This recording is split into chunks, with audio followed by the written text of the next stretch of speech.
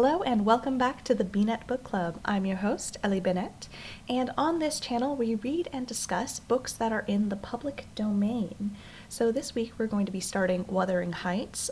This was inspired simply because I have beef with Fennell as a filmmaker, and I wanted to revisit the source material after seeing her adaptation, very loosely they're called. So if you want to see more discourse on that film, there are a ton of really great creators who have made whole videos breaking it down, doing comparisons with the book, as well as kind of film analysis and discussions on the general media discourse around it. On this channel, that's not what we're doing today. We are going to be going straight to the source material, reading Emily Brontë's Wuthering Heights. And so we'll be reading a few chapters today, few chapters next week, and work our way through the book. So feel free to watch, listen, put this on while you're cooking, doing laundry, playing video games. We're here for a good story all together. Volume 1, Chapter 1. 1801.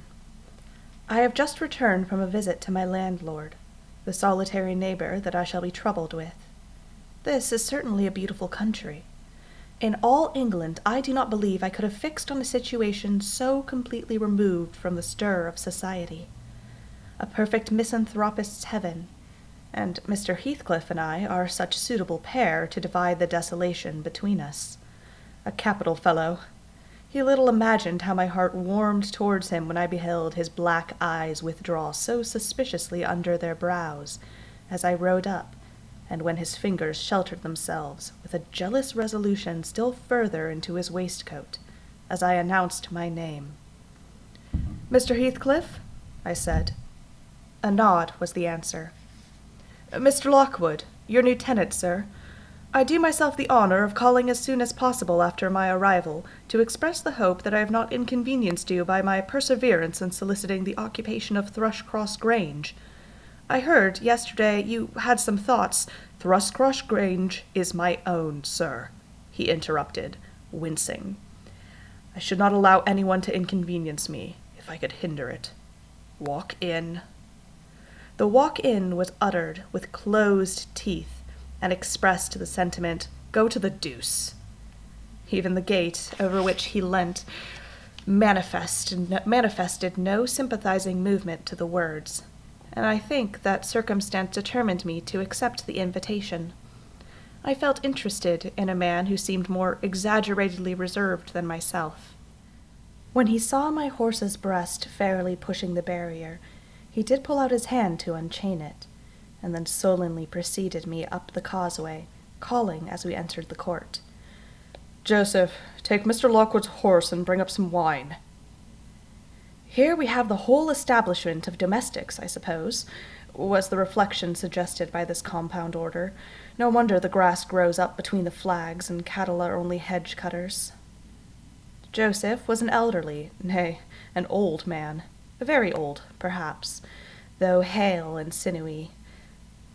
"The Lord help us," soliloquized in an undertone of peevish displeasure while relieving me of my horse, looking, meantime, in my face so sourly that I charitably conjecture he must have need of divine aid to digest his dinner, and his pious ejaculation had no reference to my unexpected advent.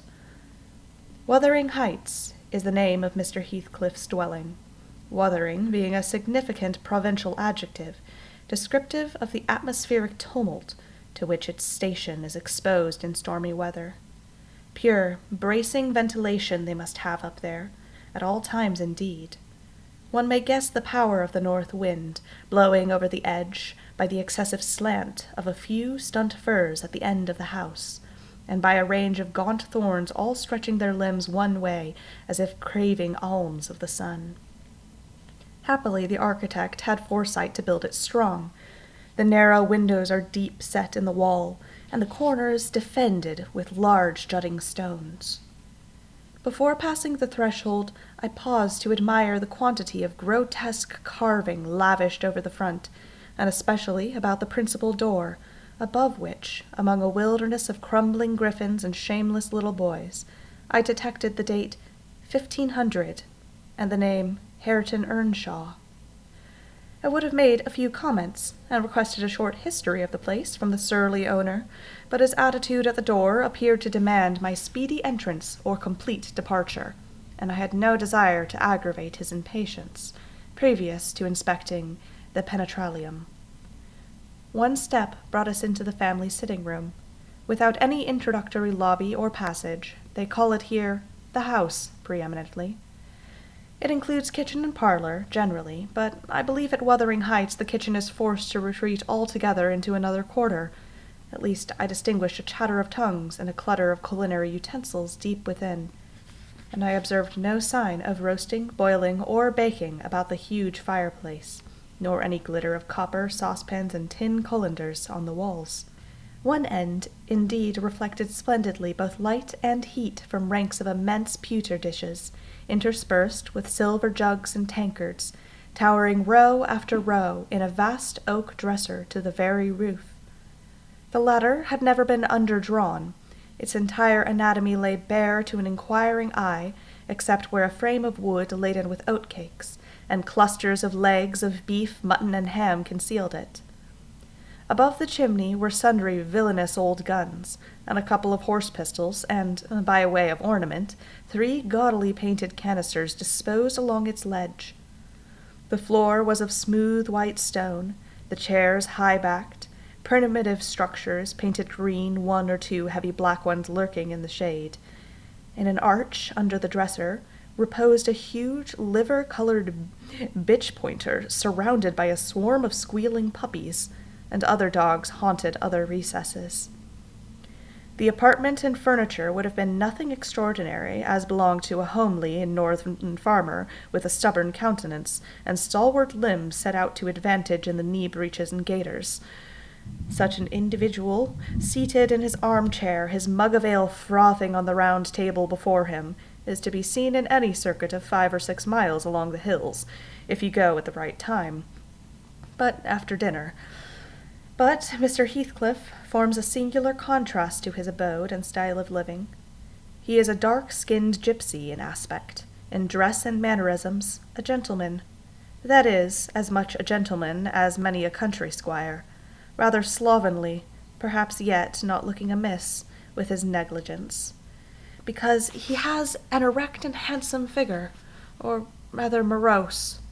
Possibly some people might suspect him of a degree of underbred pride. I have a sympathetic chord within that tells me it is nothing of the sort. I know, by instinct, his reserve springs from an aversion to showy displays of feeling, to manifestations of mutual kindliness. He'll love and hate, equally under cover, and esteem it a species of impertinence to be loved or hated again. No, I'm running on too fast. I bestow my own attributes overly liberally on him. Mr. Heathcliff may have entirely dissimilar reasons for keeping his hand out of the way when he meets a would-be acquaintance, to those which actuate me. Let me hope my constitution is almost peculiar. My dear mother used to say I should never have a comfortable home, and only last summer I proved myself perfectly unworthy of one. While enjoying a month of fine weather at the sea-coast, I was thrown into the company of a most fascinating creature, a real goddess in my eyes, as long as she took no notice of me. I never told my love vocally. Still, if looks have language, the merriest idiot might have guessed I was over head and ears. She understood me at last, and looked a return. The sweetest of all imaginable looks, and what did I do? I confess it with shame, shrunk icily into myself like a snail, at every glance retired colder and farther, till finally the poor innocent was led to doubt her own senses, and overwhelmed with confusion at her supposed mistake, persuaded her mamma to decamp. By this curious turn of disposition, I have gained the reputation of deliberate heartlessness, how undeserved I alone can appreciate. I took a seat at the end of the hearthstone, opposite that towards which my landlord advanced, and filled up an interval of silence by attempting to caress the canine mother, who had left her nursery and was sneaking wolfishly to the back of my legs, her lip curled up and her white teeth watering for a snatch. My caress provoked a long, guttural gnarl. "You'd better let that dog alone," growled Mr. Heathcliff in unison, checking fiercer demonstrations with a punch of his foot. "She's not accustomed to be spoiled, not kept for a pet." Then, striding to a side door, he shouted again, "Joseph!" Joseph mumbled indistinctly in the depths of the cellar, but gave no intimation of ascending. So his master dived down to him, leaving me vis-a-vis the ruffianly bitch, and a pair of grim, shaggy sheepdogs, who shared with her a jealous guardianship over all movements. Not anxious to come in contact with their fangs, I sat still, but imagining they would scarcely understand tacit insults, I unfortunately indulged in winking and making faces at the trio, and some upturn of my physiognomy so irritated Madame that she suddenly broke into a fury and leapt on my knee. I flung her back and hastened to interpose the table between us. This proceeding aroused the whole hive. Half a dozen four-footed fiends of various sizes and ages issued from hidden dens to the common center.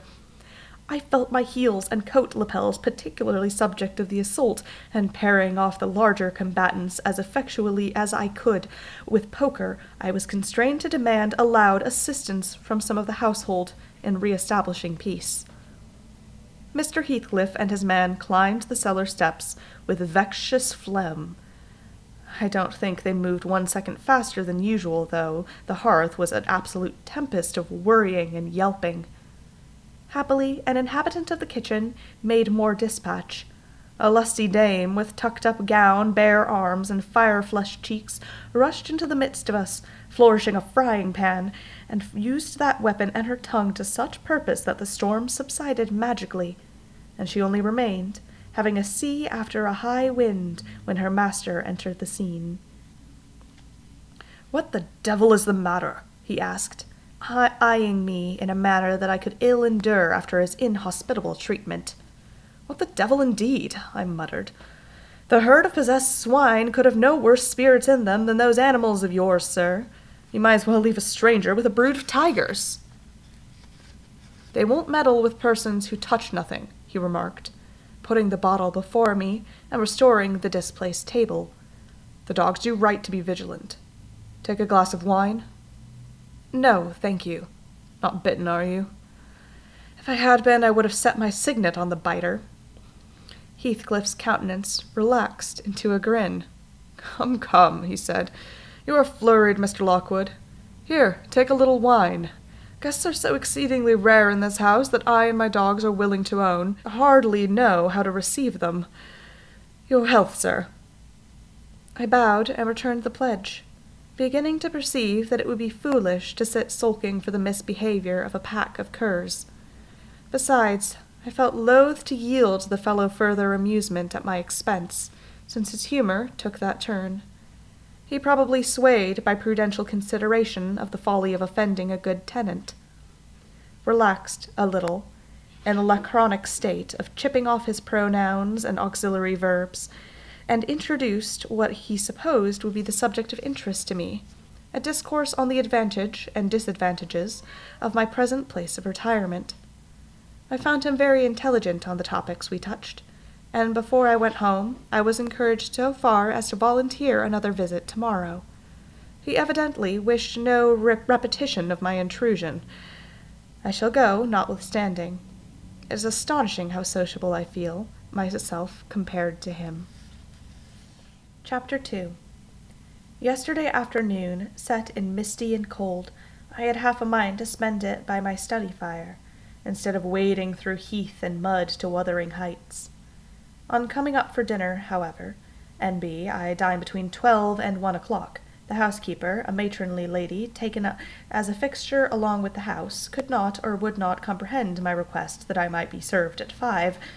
On mounting the stairs with this lazy intention and stepping into the room, I saw a servant girl on her knees, surrounded by brushes and coal scuttles, and raising an infernal dust as she extinguished the flames with heaps of cinders. This spectacle drove me back immediately. I took my hat, and, after a 4-mile walk, arrived at Heathcliff's garden gate just in time to escape the first feathery flakes of a snow shower. On that bleak hilltop the earth was hard with a black frost, and the air made me shiver through every limb.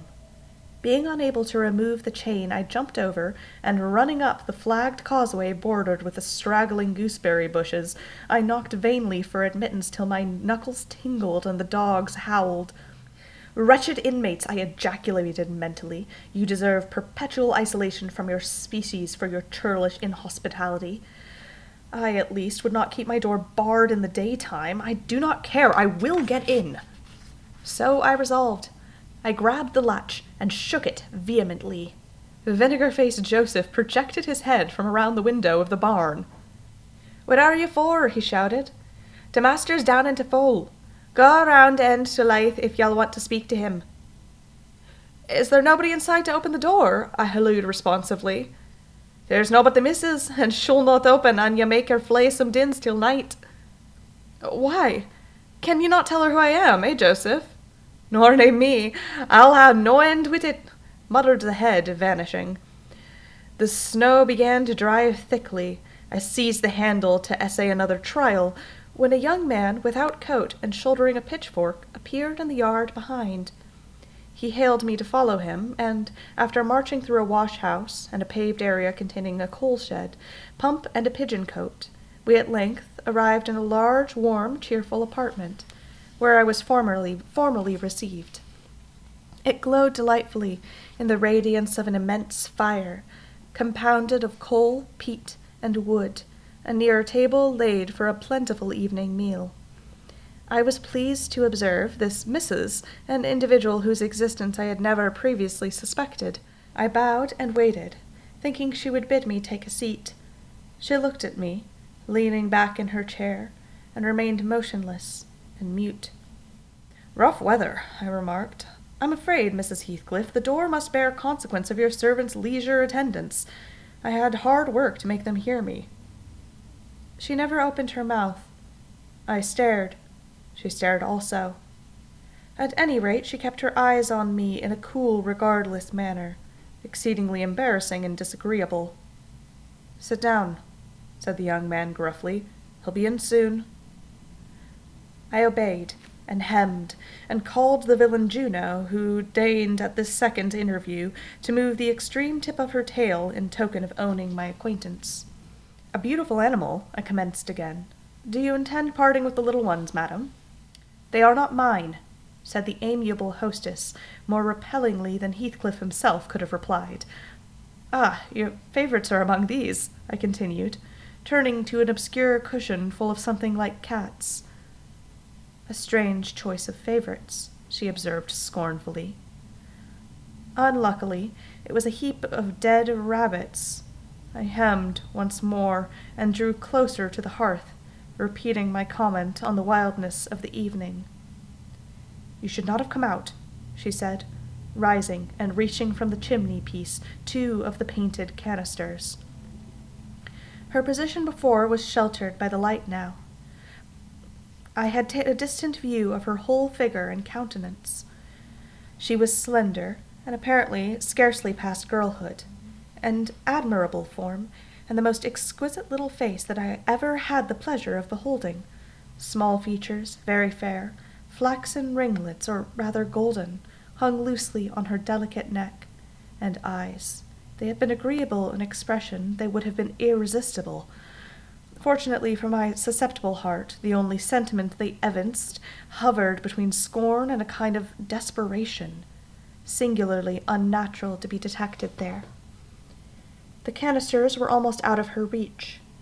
I made a motion to aid her. She turned upon me as a miser might turn if any one attempted to assist him in counting his gold. "I don't want your help," she snapped. "I can get them for myself." "I beg your pardon," I hastened to reply. "Were you asked to tea?" she demanded, tying an apron over her neat black frock, and standing with a spoonful of the leaf poised over the pot. "I shall be glad to have a cup," I answered. "Were you asked?" she repeated. "No," I said, half smiling. "You are the proper person to ask me." She flung the tea back, spoon and all, and resumed her chair, in a pet, her forehead corrugated, and her red underlip pushed out like a child's, ready to cry. Meanwhile, the young man had slung onto his person a decidedly shabby upper garment, and erected himself before the blaze, looking down on me from the corner of his eyes, for all the world, as if there were some mortal feud unavenged between us. I began to doubt whether he were a servant or not. His dress and speech were both rude, entirely devoid of the superiority unobservable in Mr. and Mrs. Heathcliff. His thick, brown curls were rough and uncultivated. His whiskers encroached bearishly over his cheeks, and his hands were embrowned like those of a common laborer.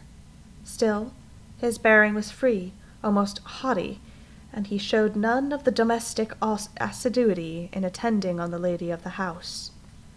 In the absence of clear proofs of his condition, I deemed it best to abstain from noticing his curious conduct, and 5 minutes afterwards the entrance of Heathcliff relieved me in some measure from my uncomfortable state. "You see, sir, I am come, according to promise," I exclaimed, assuming the cheerful, "and I fear I shall be weather-bound for half an hour, if you can afford me shelter during that space." "Half an hour," he said, shaking the white flakes from his clothes. "I wonder you should select the thick of a snowstorm to ramble about in. Do you know that you run risk of being lost in the marshes? People familiar with these moors often miss their roads on such evenings, and I can tell you there is no chance of a change at present." "Perhaps I can get a guide amongst your lads. He might stay at the Grange till morning. Could you spare me one?" "No, I could not." "Oh, indeed? Well, then, I must trust to my own sagacity." "Oh, are you going to make the tea?" demanded he of the shabby coat, shifting his ferocious gaze from me to the young lady. "Is he to have any?" she asked, appealing to Heathcliff. "Get it ready, will you?" was the answer, uttered so savagely that I started. The tone in which the words were said revealed a genuine bad nature. I had no longer felt inclined to call Heathcliff a capital fellow. When the preparations were finished, he invited me with, "Now, sir, bring forward your chair," and we all, including the rustic youth, drew round the table, an austere silence prevailing while we discussed our meal. I thought if I had caused cloud, it was my duty to make an effort to dispel it. They could not every day sit so grim and taciturn. It was impossible, however ill-tempered they might be, that the universal scowl they wore was their everyday countenance. "It is strange," I began in the interval of swallowing one cup of tea and receiving another. "It is strange how custom can mold our tastes and ideas. Many could not imagine the existence of happiness in a life of such complete exile from the world as you spend, Mr. Heathcliff. Yet I'll venture to say that, surrounded by your family and with your amiable lady as presiding genius over your home and heart—" "My amiable lady!" he interrupted, with an almost diabolical sneer on his face. "Where is she, my amiable lady?" "Mrs. Heathcliff, your wife, I mean." "Well, yes. Oh, you would intimate that her spirit has taken the post of ministering angel and guards the fortunes of Wuthering Heights, even when her body is gone. Is that it?" Perceiving myself in a blunder, I attempted to correct it. I might have seen there was too great a disparity between the ages of the parties to make it likely that they were man and wife.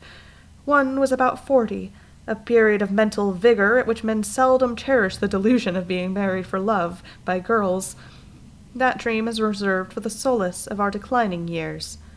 The other did not look 17. Then it flashed upon me.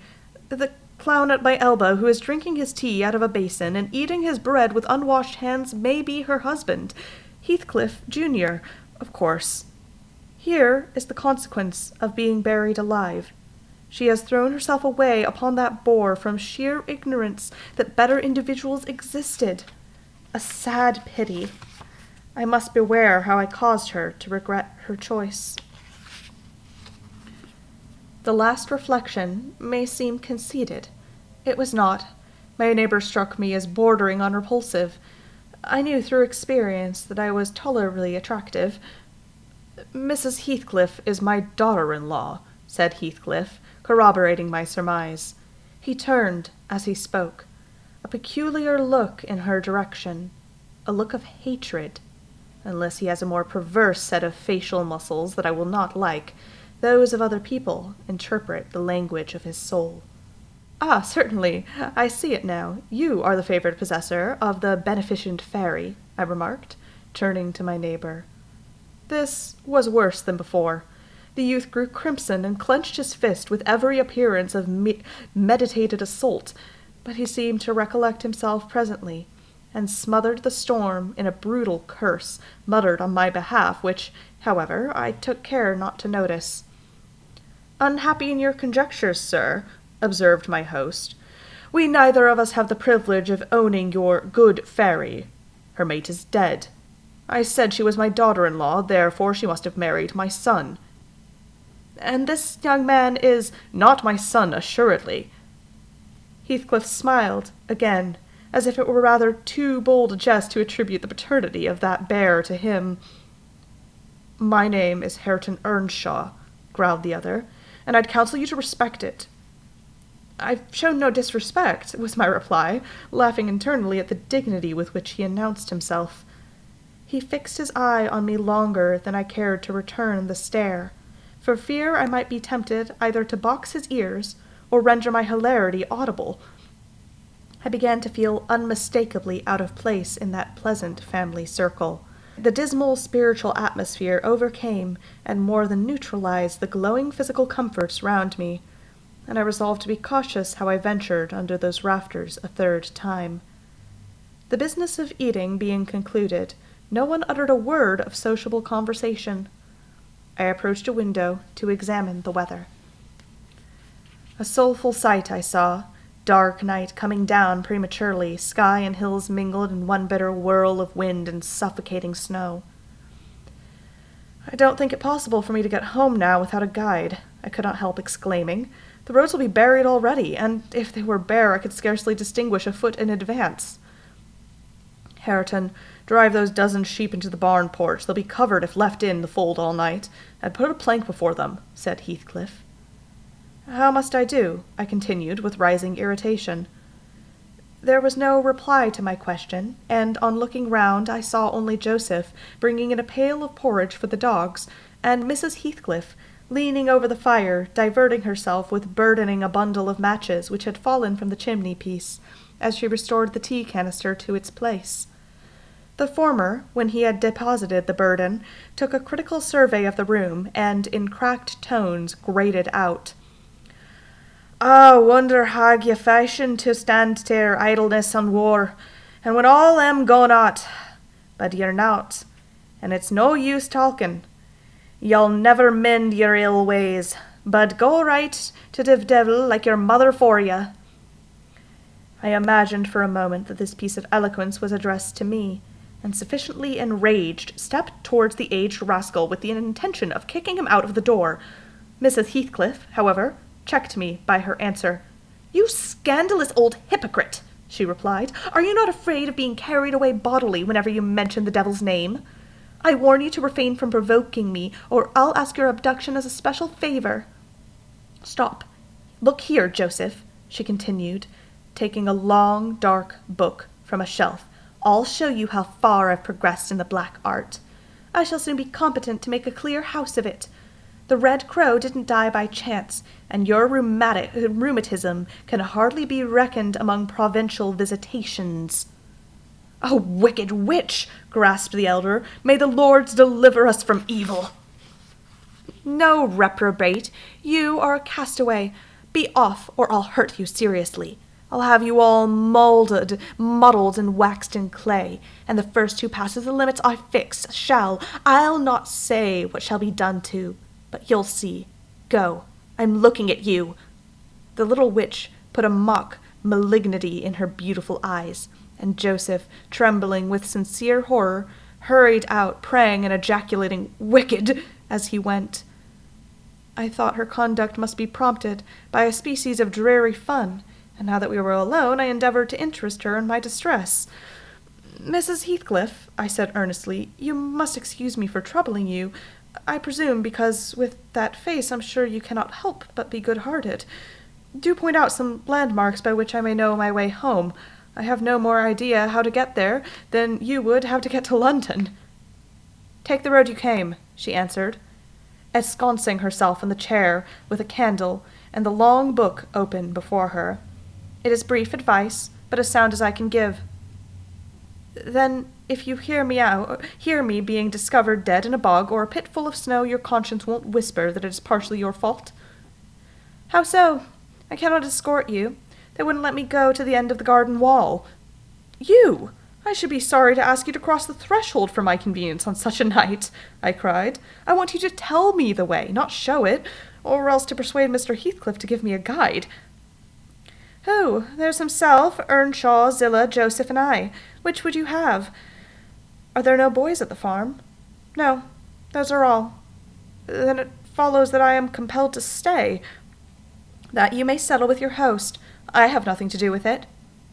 I hope it will be a lesson to you to make more rash journeys on these hills, cried Heathcliff, stern voice from the kitchen entrance. As to staying here, I don't keep accommodations for visitors. You must share a bed with Hareton or Joseph if you do. I can sleep on the chair in this room, I replied. No, no. A stranger is a stranger, be he rich or poor. It will not suit me to permit any one of the range of the place while I am off guard, said the unmannerly wretch. With this insult my patience was at its end. I uttered an expression of disgust, and pushed past him into the yard, running against Earnshaw in my haste. It was so dark that I could not see the means of exit, and as I wandered round I heard another specimen of their civil behaviour amongst each other. At first the young man appeared about to befriend me. I'll go with him as far as the park, he said. You'll go with him to hell, exclaimed his master, whatever relation he bore. And who's to look after the horses, eh? A man's life is of more consequence than one evening's neglect of horses. Somebody must go, murmured Mrs. Heathcliff, more kindly than I expected. Not at your command, retorted Hareton. If you set store on him, you'd better be quiet. Then I hope his ghost will haunt you, and I hope Mr. Heathcliff will never get another tenant until the Grange is a ruin, she answered sharply. Hearkens, shoe's cursing on 'em, muttered Joseph, towards whom I had been steering. He sat within earshot, milking the cows by the aid of a lantern, which I seized unceremoniously and called out that I would send it back on the morrow, rushed to the nearest postern. Master, master, he's stolen a lantern, shouted the ancient, pursuing my retreat. Hey, Nasser, hey, dog, hey, wolf, hold him, hold him! On opening the little door, 2 hairy monsters flew at my throat, bearing me down and extinguishing the light, while a mingled guffaw from Heathcliff and Hareton put the copestone on my rage and humiliation. Fortunately, the beasts seemed more bent on stretching their paws and yawning and flourishing their tails than devouring me alive. But they would suffer no resurrection, and I was forced to lie till their malignant masters pleased to deliver me. Then, hatless and trembling to the wrath, I ordered with miscreants to let me out, on their peril to keep me 1 minute longer, with several incoherent threats of retaliation that, in their indefinite depth of virulucency, smacked of King Lear. The vehemence of my agitation brought on a copious bleeding of the nose, and still Heathcliff laughed, and still I scolded. I don't know what would have concluded that scene had there not been one person at hand rather more rational than myself, and more benevolent than my entertainer. This was Zillah, the stout housewife, who at length issued forth to inquire into the nature of the uproar. She thought that some of them had been laying violent hands on me, and not daring to attack her master, she turned her vocal artillery against the younger scoundrel. Well, Mr. Earnshaw, she cried, I wonder what you'll have again next. Are we to going murdering folks on our own very door-stones? I see this house will never do for me. Look at the poor lad. He's fair choking. Wisht, you mustn't go on so. Come in, and I'll cure that. There now, hold you still. With these words so suddenly splashed a pint of icy water down my neck, and pulled me into the kitchen. Mr. Heathcliff followed, his accidental merriment expiring quickly in his habitual moroseness. I was sick, exceedingly, and dizzy and faint, and thus compelled perforce to accept lodgings under his roof. He told Zillah to give me a glass of brandy, and then passed on to the inner room, while she condoled on me my sorry predicament, having obeyed his orders, whereby I somewhat revived, ushered me to bed. And with that, we are going to conclude our reading of Wuthering Heights for today. That was chapters 1 and 2. We'll be continuing with 3 and 4 next time.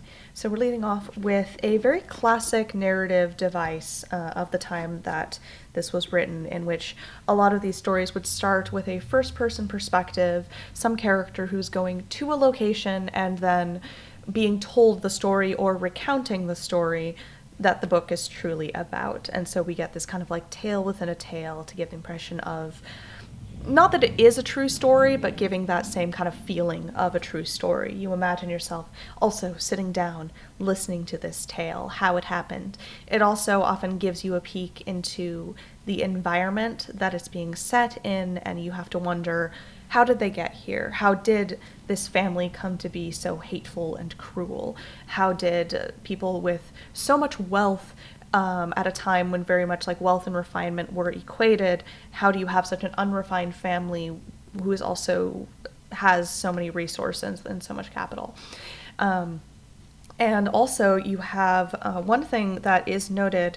You'll notice that Heathcliff was described as having dark skin. He was described as a gypsy, which, saying it because it's the word that was used at the time and is still considered, it's still considered a slur. Don't recommend using it. Appropriate term would be to say Romani, referring to the Romani people, or sometimes it was used for people who were just assumed to be similar to the Romani. But that being said, he is described as having dark skin. Nearly every adaptation has him as very white, including a lot of book covers. I actually selected this book because it did not have a depiction of white Heathcliff on it. And also it's just beautiful. So yeah, we're going to be continuing with chapters 3 and 4 next time, and getting a little bit closer to when we do hop into the story that this is better known for, which is Catherine Heathcliff through the first half, and then the fallout of everything that happened in their childhood in the second half, all told by the housekeeper Zillah, who was there when it happened. So I hope you will join me next time. Thank you for joining me for these first 2 chapters. Be sure to leave any comments or thoughts that you have down below. If you've read Wuthering Heights before, what are you most excited for? And if you haven't, what are you most looking forward to finding out? Any theories that you have? Or let me know if you came here because of the Emerald Fennell adaptation. Make sure to subscribe and click the bell so you can get notified when the next 2 chapters come out. And I'll see you next time. Have a lovely week.